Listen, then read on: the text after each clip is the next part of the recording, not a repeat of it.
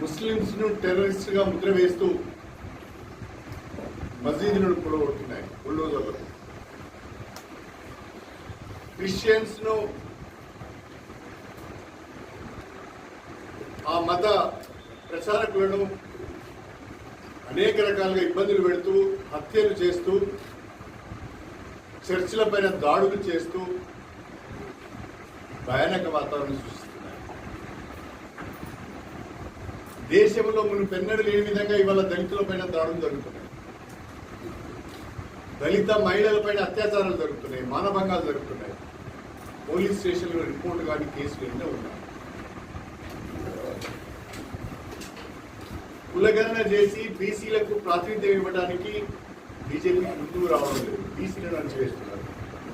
మహిళల పైన అత్యాచారాలు పెరిగినాయి అని చెప్పి కేంద్ర ప్రభుత్వ నివేదికనే చెప్తున్నారు.